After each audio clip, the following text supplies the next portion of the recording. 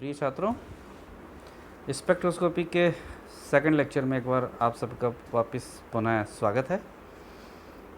जैसा कि आपको फर्स्ट लेक्चर में ये जानकारी दी थी कि सामान्य स्पेक्ट्रोस्कोपी क्या होती है और एक स्पेक्ट्रोमीटर के तीन महत्वपूर्ण जो भाग होते हैं, रेडिएशन, सोर्स, सैंपल और आउटपुट यानी कि स्पेक्ट्रम, उसके बारे में जानकारी देना प्रारंभ किया था। और शुरुआत करी थी हमने वहाँ पर इलेक्ट्रोमैग्नेटिक रेडिएशंस के बारे में, और इलेक्ट्रोमैग्नेटिक स्पेक्ट्रम के द्वारा ये दर्शाया गया था कि किस प्रकार से यदि हम बाएं से दाएं जाएं तो हमें पता है कि जो ऊर्जा का जो क्रम होता है वो कॉस्मिक रे से लेकर के रेडियो वेव्स की तरफ कम होता चला जाता है और तरंग दैर्घ्य बढ़ती चली जाती है।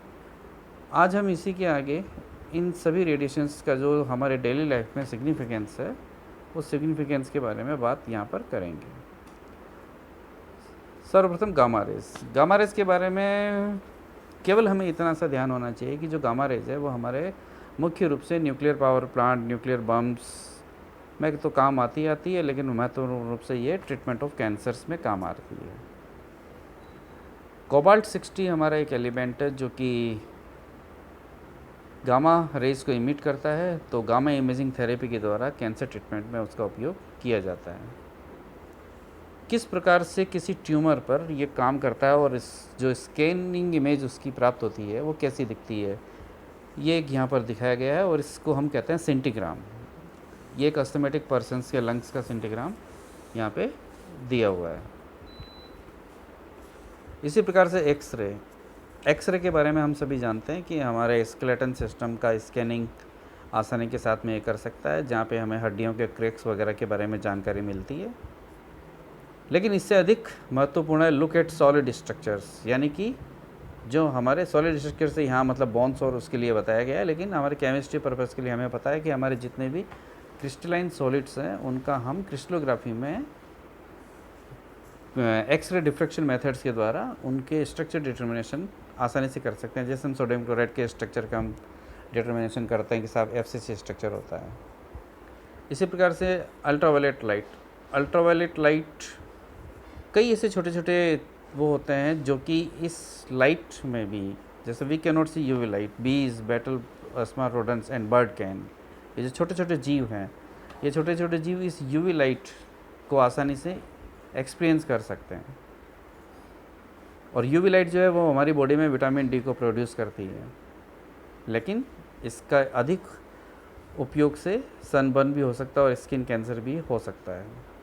हालांकि UV लाइट का या UV रेडिएशंस का केमिस्ट्री के लिए महत्वपूर्ण उपयोग है सामान्य ऑर्गेनिक कंपाउंड्स या बहुत ही टिपिकल ऑर्गेनिक कंपाउंड्स जो कि कॉन्जुगेटेड सिस्टम होते हैं या वो जो संयुग्म तंत्र होते हैं, या बड़े बड़े जो टर्पेनॉइड्स, स्टेरॉइड्स, एल्कलॉइड्स, इनकी आसानी से हम इसके द्वारा पहचान कर सकते हैं। इसी प्रकार से IR रेडिएशंस आजकल हमारे मोबाइल फ़ोन में भी काम में आने लगी है, TV रिमोट वगैरह में ये चीज़ काम में आती है। हाँ, नाइट विजन कैमराज में भी IR रेडिएशंस काम में आती है। केमिस्ट्री पर्पज़ से अगेन इसका महत्वपूर्ण उपयोग ये है कि ये हमारे जो बॉन्ड होते हैं उन बॉन्ड्स के वाइब्रेशन को ये डिटेक्ट कर लेती है, जिससे कि किसी पर्टिकुलर कंपाउंड का हम अंदाज़ा लगा सकते हैं। विजिबल लाइट 300 से 700 नैनोमीटर की रेंज में होती है, विबग्योर इसका पैटर्न होता है, ये हम जानते हैं इसके बारे में। माइक्रोवेव, डियर स्टूडेंट्स, आज हम जिसके बारे में जानकारी प्राप्त करना चाह रहे हैं वो है महत्वपूर्ण, वो है माइक्रोवेव। माइक्रोवेव रेडिएशंस के बारे में सबसे महत्वपूर्ण चीज़ तो ये है कि माइक्रोवेव ओवन आजकल ज़्यादातर घरों में काम में आने लग गया, जहाँ पर हम फूड कुकिंग वगैरह में हम काम करते हैं। लेकिन मैं यहाँ पर आपको जो जानकारी देने जा रहा हूँ वो ये है कि माइक्रोवेव रेडिएशंस का जो दूसरा महत्वपूर्ण उपयोग है, वो महत्वपूर्ण उपयोग है कि जितने भी हमारे टेलीविज़न सेट्स होते हैं या जो मोबाइल फ़ोन्स होते हैं, उनमें जो रेडिएशंस काम में ली जाती हैं वो माइक्रोवेव रेडिएशन होती हैं। या यूँ समझ लीजिए कि हर रेडिएशंस की जैसे अपनी एक रेंज होती है। आप यूँ इसे इमेजिन कर सकते हो कि मान लीजिए कि जैसे माइक्रोवेव रेडिएशंस की रेंज यदि 1 से 1000 है, यानी कि 1000 रेडिएशंस, 1000 फ्रिक्वेंसीज़ की रेडिएशंस अवेलेबल हैं जो कि सूर्य से प्राकृतिक स्रोत के तौर पर आ रही है। तो उनमें से यदि किसी एक पर्टिकुलर चैनल को एक फ्रिक्वेंसी की रेडिएशन अलॉट कर दी तो वो एलोटेड हो चुकी। इसी प्रकार से किसी अन्य चैनल को दूसरी फ्रिक्वेंसी की रेडिएशन अलॉट कर दी तो वो उसे एलोटेड हो चुकी।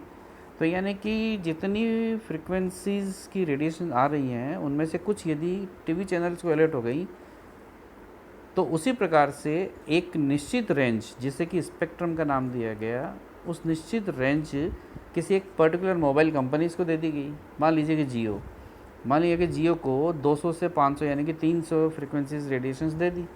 तो वो जो 300 फ्रिक्वेंसीज उसको यदि दे दी तो वो 300 फ्रिक्वेंसीज 300 मोबाइल फ़ोन्स में काम आ गई। इसी प्रकार से एयरटेल को दे दी या वोडाफोन को दे दी या आइडिया या BSNL सबको दे दिया। तो इस आपकी जो टोटल फ्रिक्वेंसीज आ रही हैं वो इस प्रकार से एलोकेटेड हो चुकी।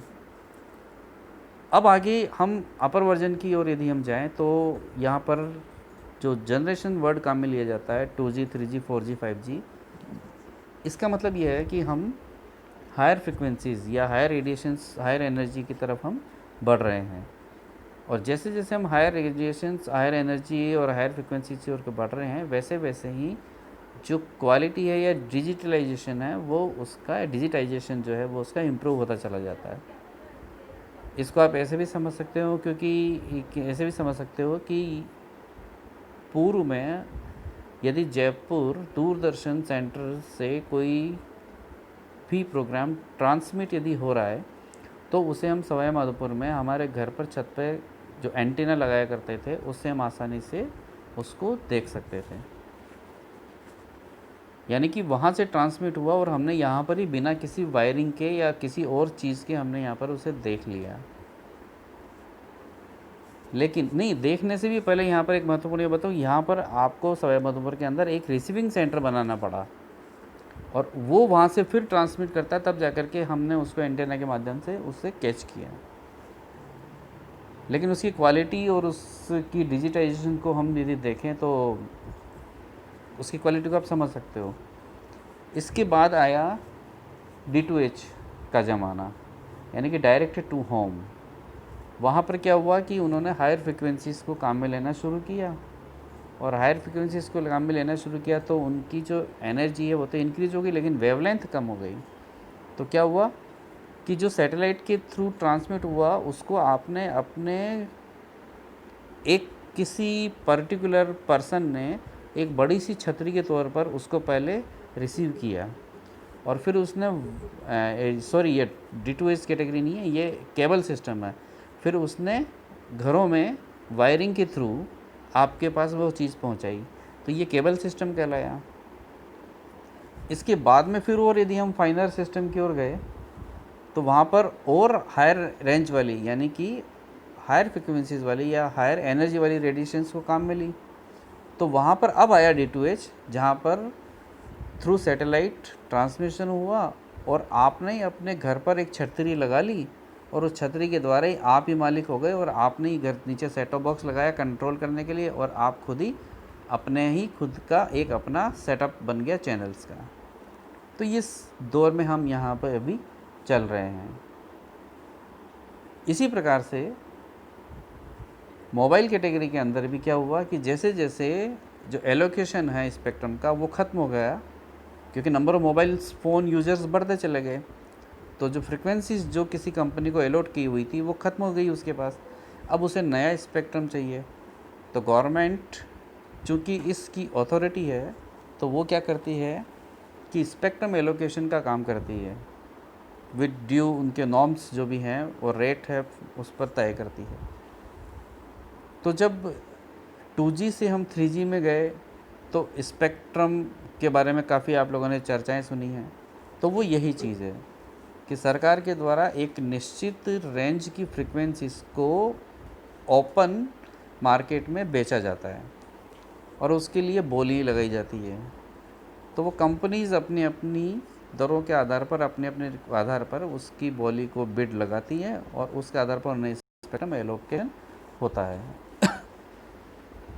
जब भी कभी ये लोकेशन भी ख़त्म हुआ तो फिर उसके बाद में हम आगे 4G की तरफ जाते हैं, तो और फाइनर वर्जन की ओर चले गए हम। इसी प्रकार से अब हम 5G की तरफ जा रहे हैं, यानी कि जैसे जैसे हम हायर फ्रिक्वेंसी या हायर एनर्जी की ओर जाएंगे, ये एलोकेशन जो फ़ी है ये भी इंक्रीज होती चली जाएगी, लेकिन जो क्वालिटी है, जो डिजिटाइजेशन है, वो बढ़ती चली जाएगी और जो रेंज है वो शॉर्ट रेंज होती चली जाएगी। तो ये 2G, 3G, 4G और 5G के बारे में एक सामान्य जानकारी थी जो मैं यहाँ पर आपको देना चाह रहा था। Next, radio waves. Radio waves के बारे में आप जानते हैं लॉन्गेस्ट वेवलेंथ होती है। तो रेडियो सिलोन हम सुनते चले आए हैं बचपन से कि जब सिलोन में या यूँ कहो कि क्या बोलते हैं, यॉर्कशायर में या डर्बीशायर में, कहीं भी इंग्लैंड में काउंटी में कहीं कोई क्रिकेट मैच हो रहा है तो हम साइकिल पे चलते चलते उसे सुन लिया करते थे रेडियो में। तो लॉन्गेस्ट वेवलेंथ की बात करते हैं, लेकिन फिर भी थोड़ा सा आगे बढ़े तो कट गया, थोड़ा सा पीछे बढ़े तो कट गया, या हवा से हवा चली गई, ये हो गया। लेकिन अब आप रेडियो में सुनते हैं, कई प्रकार के एफएम चैनल सुनते हैं जहाँ पर बहुत अच्छी क्वालिटी में आपको साउंड सुनाई देती है। लेकिन उसमें भी ये है कि आप यदि गाड़ी में बैठे हैं, सवाई माधोपुर में बैठे हैं और एक एफएम चैनल चल रहा है, तो जैसे जैसे आप सवाई माधोपुर से दूर चलते चले जाएंगे तो उसकी जो रेंज है वो ख़त्म हो जाएगी और एफएम चैनल आना बंद हो जाएगा। क्यों? क्योंकि रेडियो वेव्स ने भी यहाँ पर, एफएम चैनल्स ने भी क्या किया कि जो रेडियो वेवलेंथ है उस रेडियो वेवलेंथ की शॉर्टर वेवलेंथ यानी कि हायर एनर्जी या हायर फ्रिक्वेंसी साइड वाली रेडिएशंस को काम में लेना शुरू किया, जिससे उनकी क्वालिटी में इम्प्रूवमेंट हुआ, लेकिन रेंज जो है वो कम होती चली गई। तो ये इन सभी रेडिएशंस के बारे में सामान्य जानकारी थी जिसको कि आज हमने इस लेक्चर में कवर किया। नेक्स्ट लेक्चर में हम कवर करेंगे कि हमारा एक सामान्य अवशोषण और इमिशन स्पेक्ट्रम का क्या सिद्धांत होता है। Thank you.